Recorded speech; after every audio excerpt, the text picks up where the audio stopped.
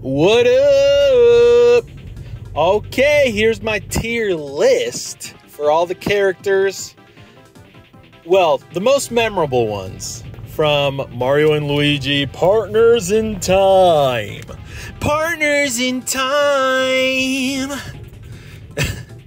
Yeah, okay, let's get into it. So let's start off with the lowest tier, just like the last video with Superstar Saga.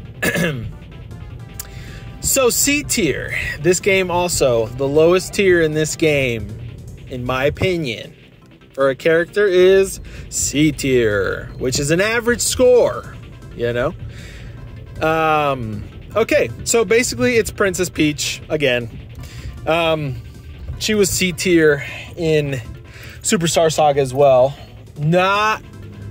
I don't hate her. Like I said, I'm not bagging on her. I'm not like talking crap.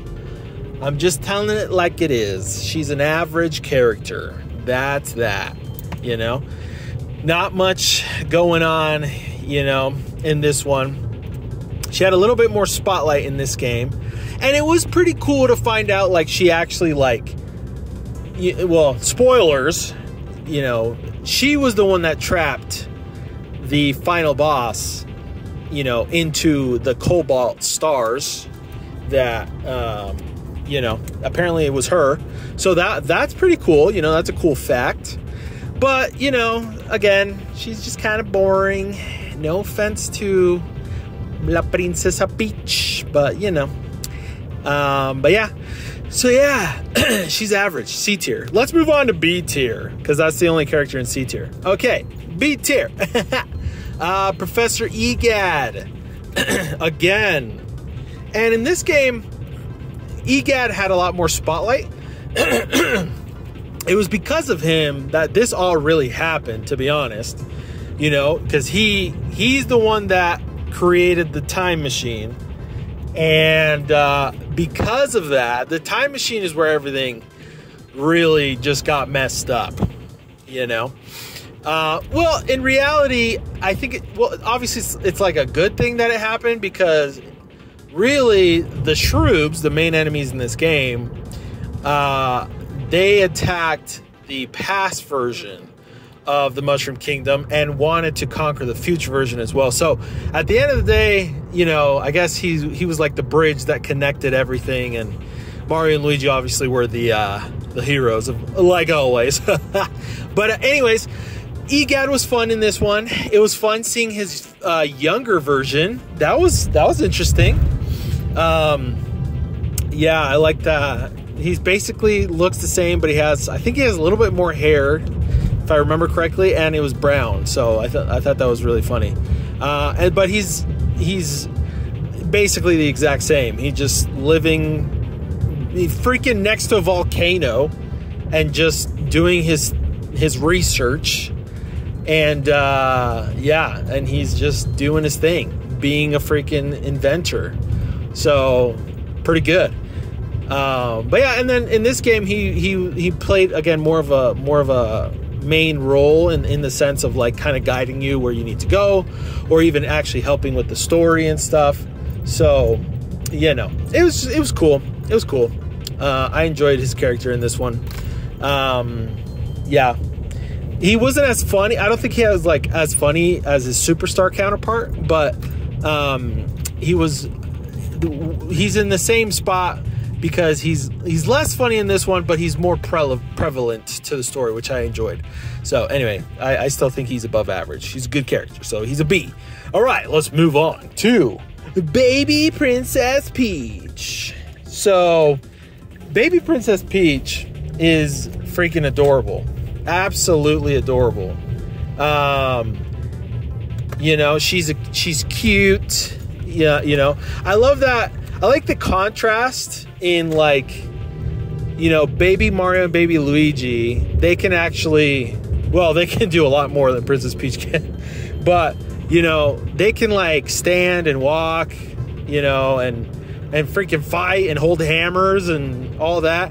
While Baby Princess Peach, which I'm assuming they're all kind of the same age, she's still crawling, you know? She's still crawling. So that just kind of, I think that kind of goes to show, like, how much baby Princess Peach is actually babied, you know. But which, I mean, it's not a bad thing. I'm just saying it's just interesting, right? That they're all supposedly the same age, but baby Princess Peach is like, it's taking longer for her to like walk and all that because, you know, and it's obvious, like Toadsworth, you know, spoils the crap out of her. And even we all know by now, I mean, it's basically canon that even in the Super Mario movie, it talked about it, that Peach, when she showed up to the Mushroom Kingdom, they all raised her, you know. She eventually became like super awesome in that movie specifically, but, you know, she was babied for sure. Which obviously will, compared to like if you just kind of let your child, if you don't baby your child, basically they kind of develop quicker, they walk faster, you know, or quicker, I guess, not faster, but you know, they develop their skills quicker, if that makes sense. But anyways, my point is, I still enjoyed her. She was cute, she was fun. It's funny to see her baby version, very cute. Her cry was devastatingly just heartbreaking. But yeah, I liked her. I like that she needed to be entertained and she was like hard to please. Yeah, it's super adorable. But anyway, I enjoyed baby Princess Peach. Okay, next character. And we're kind of delving into spoiler territory. I mean, I already said spoilers in the beginning of the game, so don't even worry about it. But basically, the next character on the B tier is the elder Princess Shroob, or the older Princess Shroob. I think her official name is Elder Princess Shroob. So anyway, basically the final boss.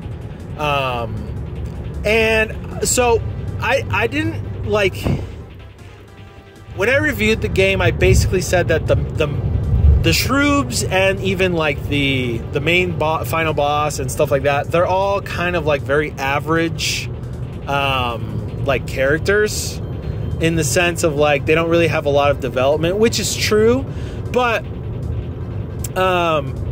you know, but like I still enjoyed, like after thinking about it a little bit more, I still enjoyed kind of like, for example, the elder Princess Shroob, she pretended to be good to get revived through the Cobalt Star, which I thought was really interesting.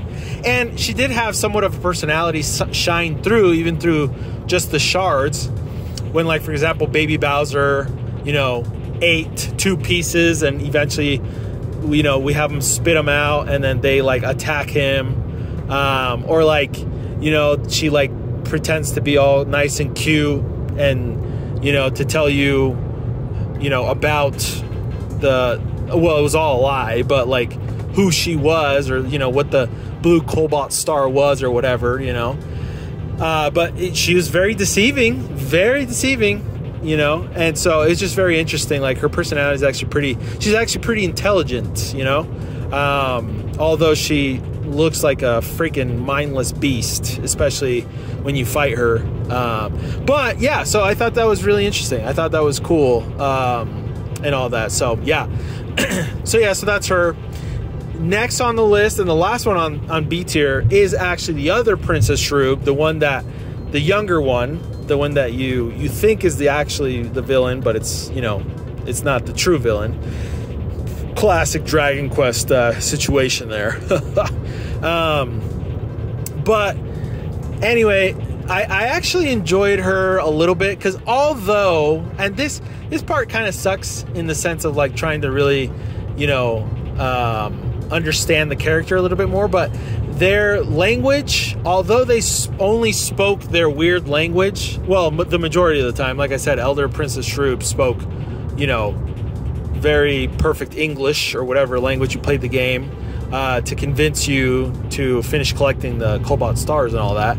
But the Princess Shroob, the younger one, she, although she had her own language, and although the Shroobs also had their own language, it was funny because she basically seemed like she loves attention, you know, like the whole event that she put together with all the Shroobs.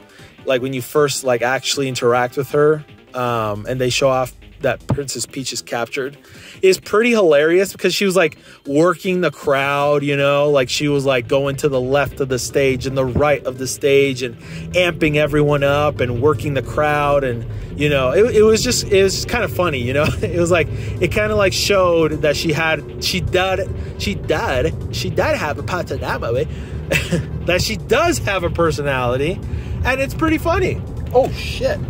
Oh, sorry, I just swore, but that's because some crazy guy, I'm driving. So anyways, I didn't mean to swear. Sorry, guys. I don't like to swear, but I did it in this instance, and I'm going to keep it in. So anyways, okay. So yeah, Princess Shrew, pretty hilarious. You know, I think it's funny that she's like, you know, yeah. Like I said, her personality just kind of shines through in that moment, and I just love that she like loves attention and blah blah blah. So she's actually also very deceiving as well. Like her whole thing that she did with like, you know, making them think that they saved Princess Peach with this weird mushroom thing on her face, but she ended up, it was actually her, but she was acting like Princess Peach until, you know, the very end when they, you know, Bowser stole her and she had to like pretend like, you know, she was still a princess, blah, blah, blah, like Princess Peach, that is. So anyways, basically, they're actually pretty intelligent, the Shrew princesses. But anyway, yeah, I just like their personalities shone through quite a bit, despite their language barrier. So fun stuff. Okay, let's move on to A tier. A tier, first one on the list, just like last time, a Mr. Mario. That's our boy right there, bro, you know. The game is named after him. You're kind of sort of forced to like him. And I'm not, I know that sounds like I'm like in a negative context, but that's not the case. I love Mario. I absolutely do. He's the classic hero archetype, basically, but with a little bit of funniness involved. You know, the games are very goofy. Mario World is very goofy. But he's a very, he doesn't give up. That's his thing, you know? And he's a hero. He's basically a hero. He will do anything to save Princess Peach or his brother or, you know, the world. So yeah, I mean, it's not like the best, most like in-depth personality of all time, but it's a great character usually, and Mario has always done well. So I absolutely love him very much. So yeah, okay, let's move on. Toadsworths, and I'm putting both past and present versions in here because I freaking love these guys, bro. They are the maximum, just like overprotective fathers, you know, for Princess Peach, and it's so funny. You know, and it's funny in this game specifically. Toadsworths are the ones that teach the bros like their bros abilities, you know, how to do the spin jump, how to do the rolling thing. And it's so freaking hilarious that like they're the ones that do it, that show you how to do it, and then they use those to like entertain baby Princess Peach. So it's funny how they were involved in the story for this game. I absolutely enjoyed it. I loved every minute of it. And then obviously, you know, older Toadsworth was like, you know, talking crap on present day Toadsworth, like, oh, you don't understand, I'm old now, or whatever, you know. And past Toadsworth were like, just do it, old me, you can do it, come on. So I loved that dynamic. And I also really liked when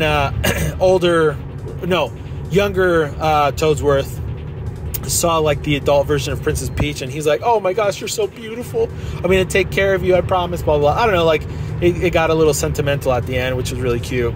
But you know, it's just because they love her, you know, they all do. She's the princess of the Mushroom Kingdom, so you know, it makes sense that she's babied and stuff, so whatever. But anyways, I very much enjoyed the Toadsworths. All right, let's move on to Bowser. So Bowser in this game didn't have a lot to do, and I'm talking about, you know, present day Bowser, or adult Bowser, didn't have a lot to do necessarily, You know, he did the classic steal the Princess Peach sort of situation, and he was successful for a while, actually, until, you know, you recover her, and then you also find out that wasn't actually Princess Peach. But anyways, he did show up in this game, and it was very enjoyable when he did. Bowser's always such a great character, so well written, so well designed. I absolutely love Bowser. He'll always be in my heart like one of my favorite just villains of all time, you know. Although he's not even really a villain. He's like a goofball, just troublemaker, basically. But, yeah, but anyways, I love... Yeah, and in this game specifically, compared to the GBA version of Superstar Saga, I really like Bowser's design. He looks much more, like, menacing in this version, you know, compared to the original game of Superstar Saga. In the remakes, you know, in the 3DS versions of the games, he looks incredible. I love his, you know, design. But, you know, this was definitely a step up. He got a glow up, basically. He got glowed up. You know what I'm saying? So anyways, I really enjoyed Bowser, although his screen time was very minimal in this game compared to the others. And also, you know, I really enjoyed that. At first, when he ran into Baby Bowser, him and Baby Bowser just would fight each other, and, you know, and then eventually when you actually go and meet with them as Mario and Luigi, you know, they're like working together, and then when you beat them up, you know, Baby Bowser blasts off and Bowser falls off, and like they get separated, but Bowser like yells to Baby Bowser saying like, "Keep doing you, little dude, like keep on being evil," you know. It's just hilarious. I very much enjoyed their dynamic as well. So yeah. And since we're talking about Baby Bowser, let's just talk about him as well, because he's the next one on this list. A tier is Baby Bowser. So I very much enjoyed that Baby Bowser in this game is just Bowser, but from the past. That was such a cool little thing that they did. Like, obviously that makes sense, you know, and he wasn't the main bad guy, but he was like the biggest troublemaker in this game, and because of him, you know, basically is why the elder Princess Shroob actually was able to break out. You know, he caused you a lot of problems. But yeah, he's freaking hilarious. I love Baby Bowser. It's basically just Bowser, but his past version, but still, like, I really enjoyed his basically how he was involved in the story, everything he did. It was just, yeah, and his design's great. It's basically just Bowser Jr., but, you know, it's not Bowser Jr., it's Baby Bowser. So anyway, I very much enjoyed that. But yeah, Baby Bowser. Okay, and the last one, the last character on on tier A,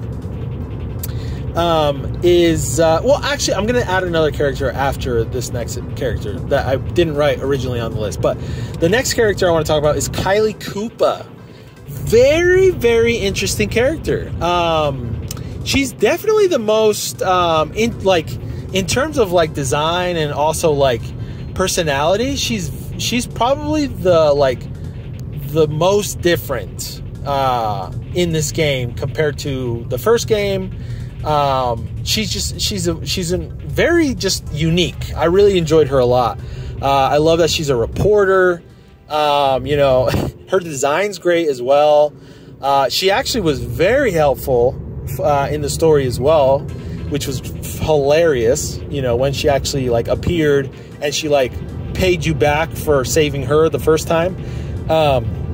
Yeah, I really enjoyed Kylie Koopa. I really enjoyed her, and that, you know, her classic, you know, reporter, you know, looking for a scoop or a story, you know, sort of character. Yeah, she was great. I really enjoyed her a lot. Okay, and now I'm going to move on to the last character, which it doesn't have a lot of spotlight, and I honestly even forgot what his name was, but I'm going to, I think it was Toadbert. or Toadsbert or something like that. I don't remember his name. Basically, it's the blue toad with the glasses that is like, I think he's the assistant of Toadsworth or something like that.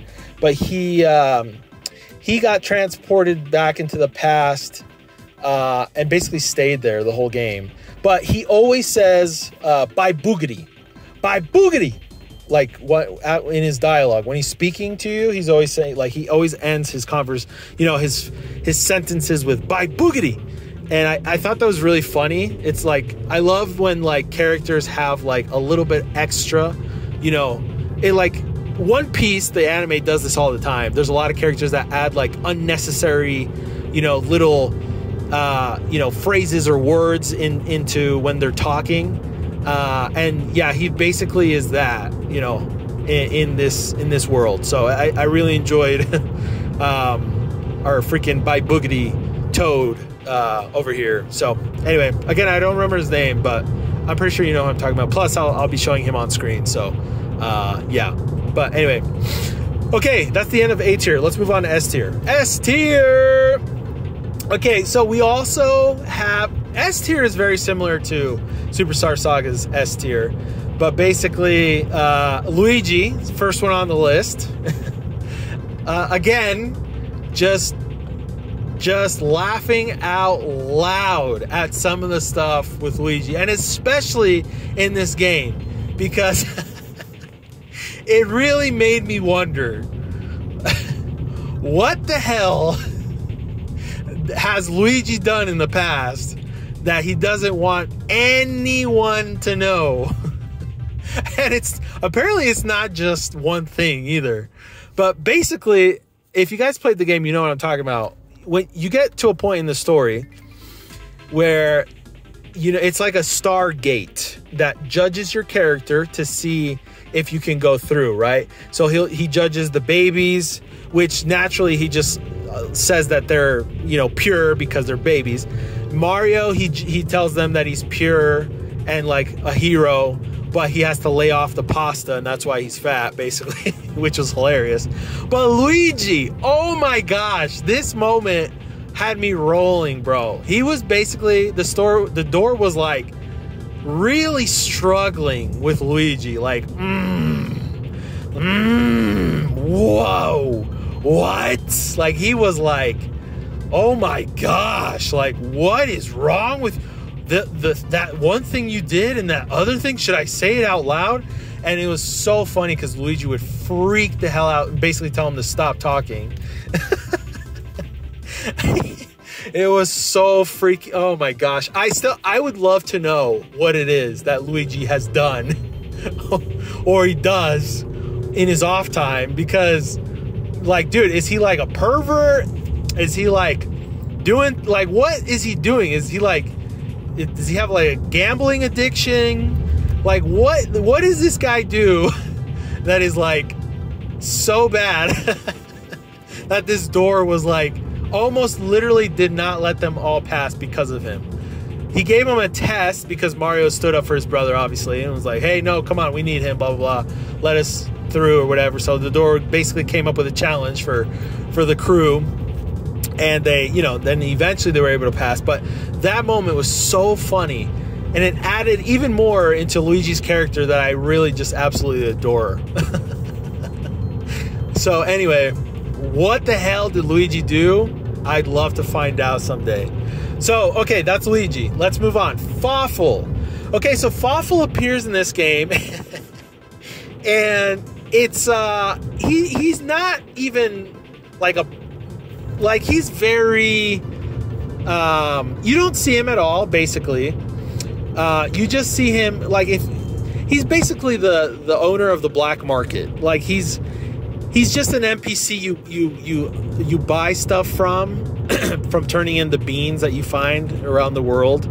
But the reason why I put him in S tier as well is because his dialogue, bro. Dude, he went on a rant about, like, how he has slightly less fury than he did in the past game, but he still has fury because of what happened to him because of the red and the green, the red and green that look kind of like you. Because when you go and find him and talk to him and buy from him, you're going to talk to him as like Baby Mario and Baby Luigi, which is great, which is funny because it all just kind of makes sense. And obviously he doesn't know that you're the past version of Baby Mario, you know, of Mario and Luigi. But it's funny because he still, you know, talks to you like he hates Mario and Luigi, and then, you know, that they look similar to them or dress similar. Again, it's just all just so funny. But the way Fawful talks is just so, it's like impossible not to just love like his character. And so I very much enjoyed just seeing him on screen for the limited amount of time that, you know, he appeared, and just listening to his dialogue and how much fury he still has. So anyway, I very much enjoyed Fawful. Okay, the next two characters, the last two characters I have are Baby Mario and Baby Luigi. They're basically almost the same, but just a little bit different. Because, you know, Mario and Luigi have to like calm them down a couple times during the story. Baby Mario kind of gets over crying pretty quickly. Baby Luigi takes a little bit more time. But at the same time, Mario himself is a better, you know, like father or like parent compared to Luigi. Luigi's a lot more kind of a goofball. And so, you know, it kind of makes sense as to why, I don't know. Basically, Baby Mario, you know, even as a baby, he's still more of a hero than Baby Luigi. And it showed through, you know, when, like, for example, they saw Princess Peach and she was trapped.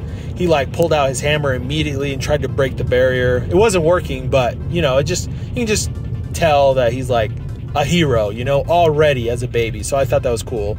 And obviously the design of being a baby is adorable. I have a baby myself. My oldest son is past the baby stage, but I love babies. They're so cute. We